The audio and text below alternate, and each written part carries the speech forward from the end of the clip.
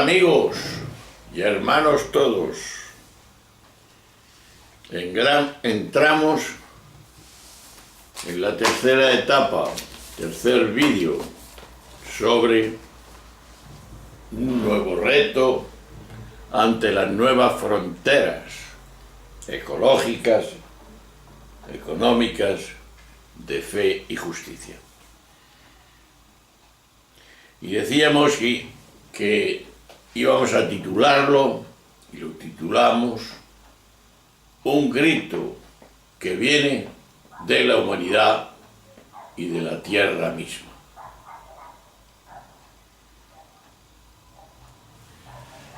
Uno que tiene que ser escuchado, este grito, por la comunidad internacional, planetaria. Y ese uno exhortaba y era el Papa Francisco a los reunidos en la conferencia de París sobre el cambio climático, celebrada en diciembre del 2015. No cabe duda de que la corporación han significado un primer paso a poner de relieve, y lo hemos dicho antes, la urgencia de la situación actual, pero asimismo ha mostrado una vez más la falta de instrumentos y alternativas para trascender el modelo de producción, consumo y desarrollo que se practica hoy día. La rueda del capitalismo necesita seguir girando. Y en unas palabras fuertes de Pedro Casaldáliga, decía él: ¿Quién, cómo y cuándo bloqueará sus radios esta rueda? Decía él. Regular por arriba una comunidad terrestre con un destino común. La coyuntura claramente es completa.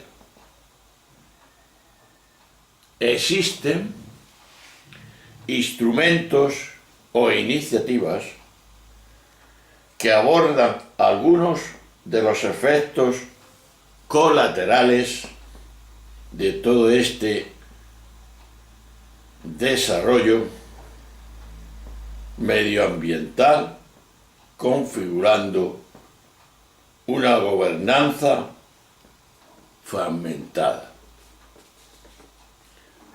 Pero no obstante, seguimos careciendo de instrumentos vinculantes que conformen toda una verdadera gobernanza global, como hemos dicho antes, poniendo de relieve uno de los dramas de este siglo XXI. Mientras que nuestros problemas se han globalizado, los mecanismos de los que disponemos para regularlos se han quedado atrapados en el marco ¿De qué? Del Estado-Nación.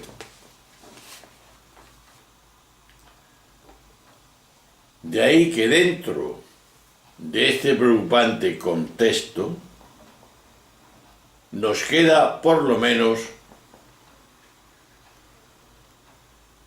una buena noticia. ¿Cuál es? Parece existir cada vez mayor consecuencia de que esta cuestión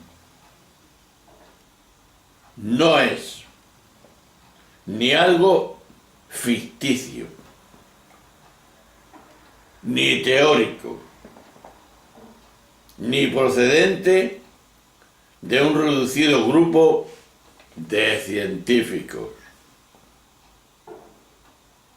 sino que cunde una creciente sensación de que estamos ante un problema real y acuciante. E incluso hay más.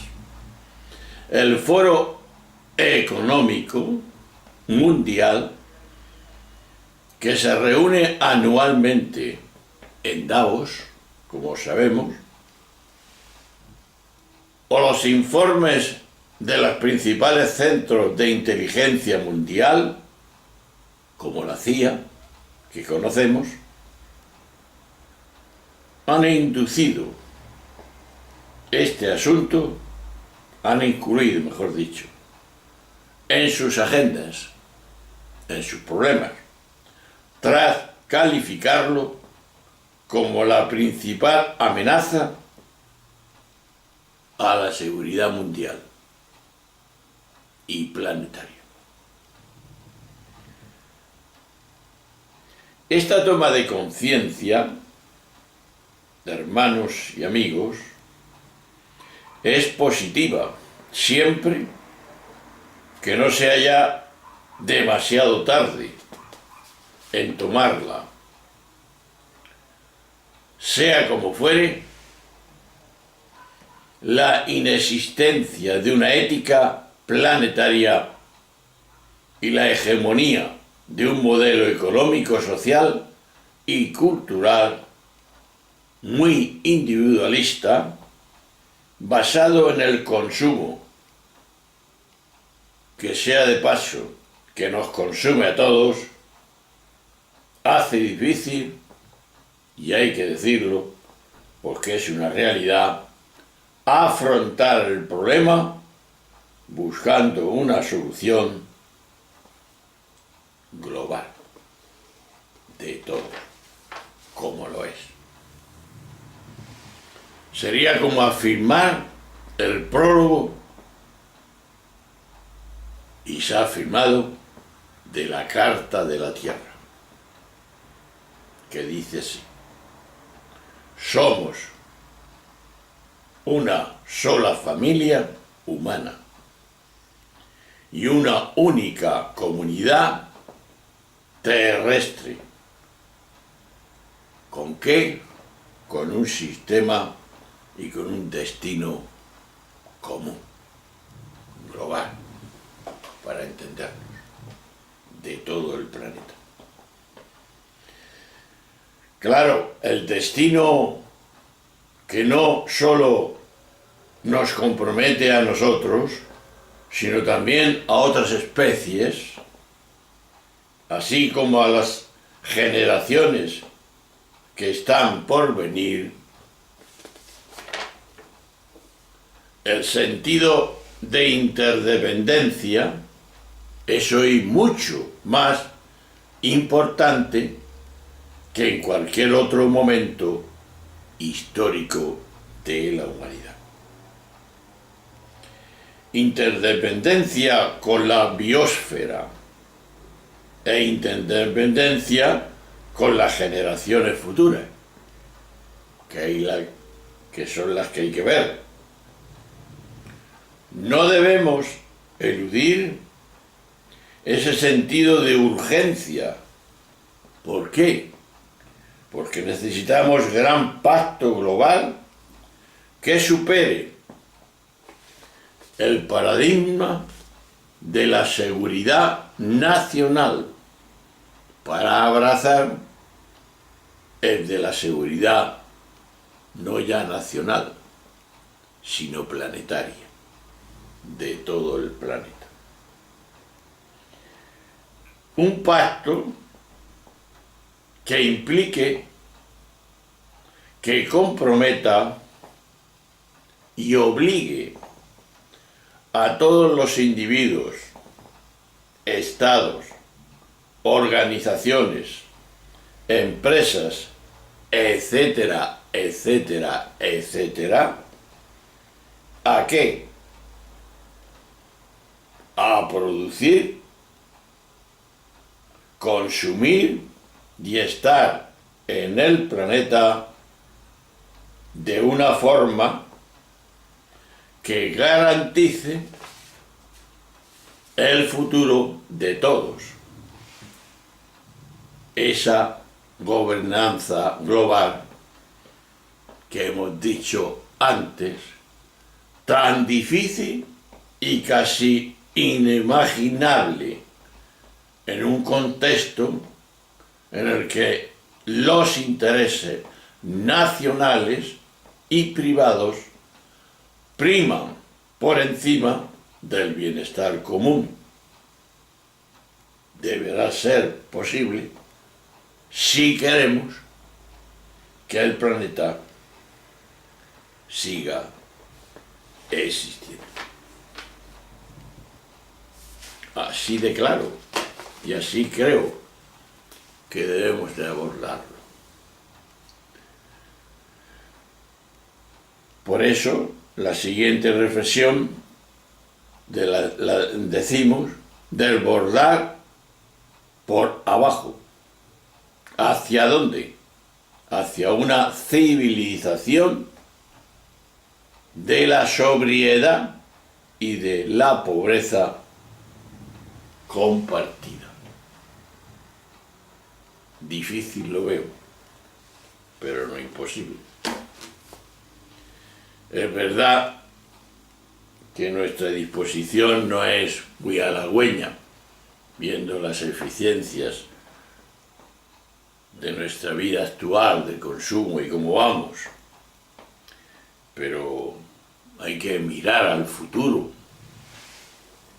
Hay que meter en la educación ya de nuestros niños, de los hijos, en este momento del siglo XXI, de junio, donde empezamos esto, del 2018, a empezar a educar para que esto no sufra la catástrofe que se anuncia. Pero además de regular este modelo por arriba, es necesario un modelo de vida que sea capaz de extenderse y desbordar el sistema por abajo, impulsando una transformación, y lo hemos dicho ya, cultural, que empezaría pues con los niños de hoy, los que van naciendo, que sería repolitizando y reeducando nuestras conciencias y nuestros hábitos, pasando, como señala Jorge Riamat, de una cultura del Ichris, que significa de la desmesura, a una cultura de la autocontención. Hay que agarrarse los machos. La austeridad y la vida sencilla. y no tanto consumo.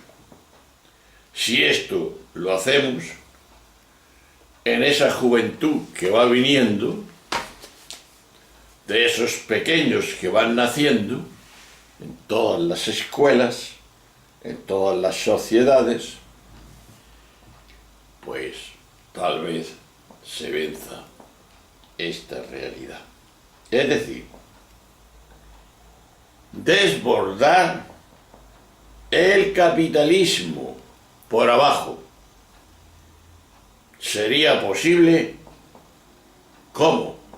Aplicando un modelo de civilización basado, ya lo hemos dicho, en la sobriedad, en la austeridad y la pobreza compartida. Y tratando de que la política vuelva a recuperar su poder, el poder de servir y no de imponer. Son ya muchas las iniciativas, gracias a Dios, que abogan por el cambio para trabajar en red de una forma mucho más democrática y más participativa.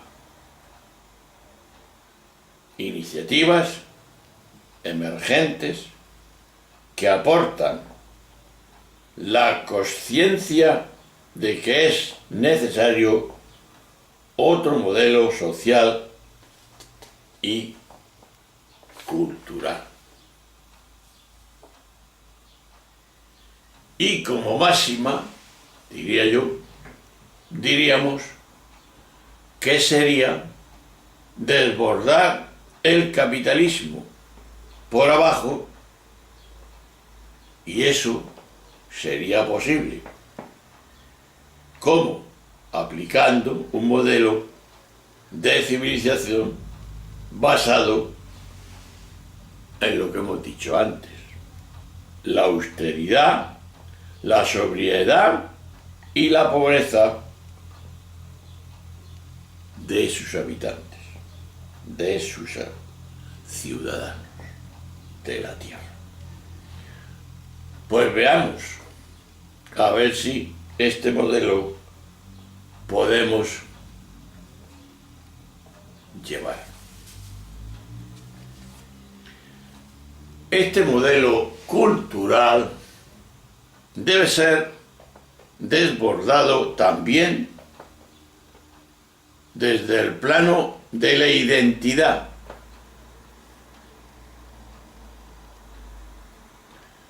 Construida en torno al consumo, entendido como una especie de comensalidad histórica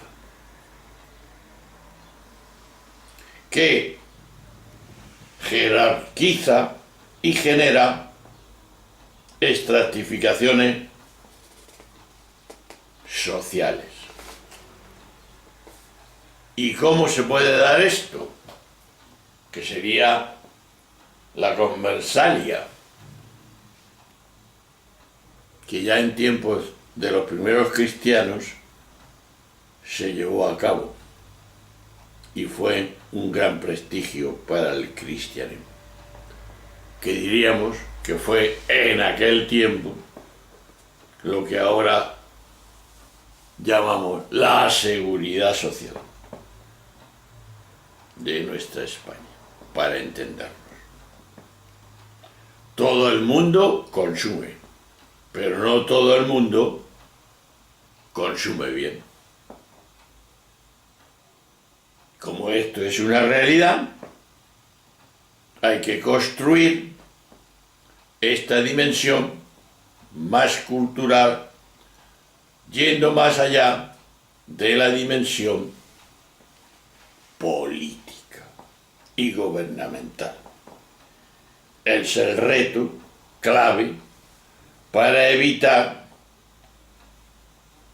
esa palabra tan larga que se llama homogeneización. Esa palabra tan larga, homo, hombre, generalización. El camino, ¿cuál es? Yo creo, y lo hemos dicho muchas veces, es el diálogo entre civilizaciones y la recuperación de la diversidad cultural del planeta, de sus prácticas y saberes. Se impone como importante el reto a tener en cuenta y a asumir. Este es nuestro reto. Y es verdad, como Francisco en su encíclica Laudato Si expresaba, cada vez somos más consecuentes del diagnóstico de las alternativas de la que disponemos y de la responsabilidad que supone condicionar la vida de las generaciones futuras, los peques, nuestra juventud futura. Ahora bien, atención, ojo, digo yo. Tener bien en cuenta, atrás ha comenzado, y no podemos esperar más, un modelo basado en la sobriedad y la pobreza sencilla de vida. Por aquella afirmación que no es capitalista, y por eso estamos así.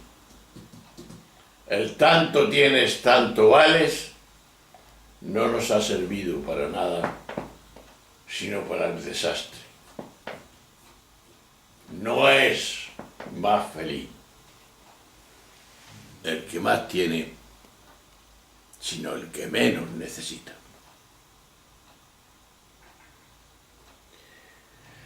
De ahí que esta sobriedad y pobreza y sencilla vida no es algo únicamente deseable,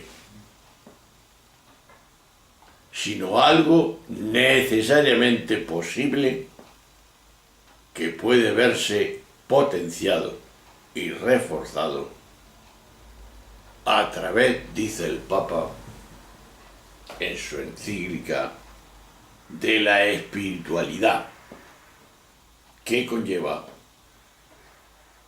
el diálogo interreligioso e intercultural. Otra vez te invito a ver los vídeos sobre ecología basados en esta encíclica, que trata, y ahí está su triunfo o su acertamiento integral y espiritual. Ahí lo tienes en Facebook, a mi nombre, Diego Paredes La Encina, en Facebook.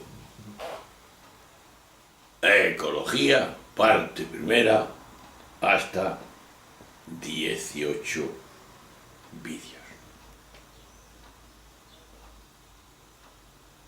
Bien, vamos a seguir un puntito más y después paramos. justicia e igualdad y derecho a la diferencia. Sería la siguiente reflexión. Detrás de toda teoría sobre la justicia encontramos un modelo antropológico y ético que opta por priorizar unos determinados valores. Por este motivo, desde el punto de vista de la antropología cristiana, podemos sentirnos más próximos a un modelo antropológico y ético que otro. Si nos encontramos en la raíz del concepto justicia, del cual emanan los derechos sociales de segunda generación,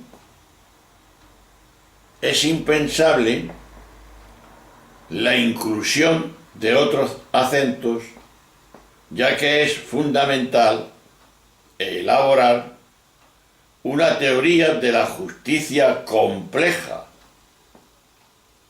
adecuada a la realidad presente y que responda a la complejidad de la sociedad, complejidad de la sociedad actual, que es compleja, y tú bien lo sabes. ¿Cómo podemos llevar esto? Pues primeramente una aportación plausible de la tradición cristiana y del socialismo ha sido la noción de igualdad, de la cual se deriva naturalmente la preocupación por que las personas sin determinados derechos sociales tengan coartada a la posibilidad de desarrollar sus potenciales. En un primer momento, la posibilidad de ejercer estos derechos sociales se hizo depender de la caridad hacia los menos favorecidos. Y más adelante, de estos derechos básicos, adquirieron el carácter de derechos inherentes a la persona. No queremos caridad, queremos dignidad como personas, y que lo que nos comamos lo trabajemos con nuestras manos y nuestra inteligencia. No vivir de la caridad, que son lo que al principio hemos dicho, habla el Papa de los hospitales reinantes. Por tanto, derechos que generaban unas obligaciones políticas y sociales para que pudieran ejercerse poco a poco en algunas sociedades con la consolidación de estos derechos.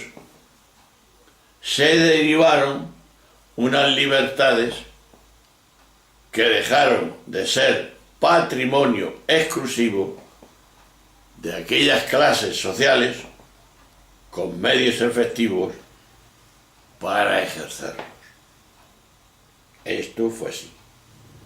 Pero sin embargo, pronto se vio la necesidad de incorporar otros acentos a la noción de justicia y de no reducirlos a una cuestión de igualdad económica, ya que decir que esta aplicación no siempre fue bien vista por los movimientos políticos y sociales e incluso algunas veces se opusieron a ella.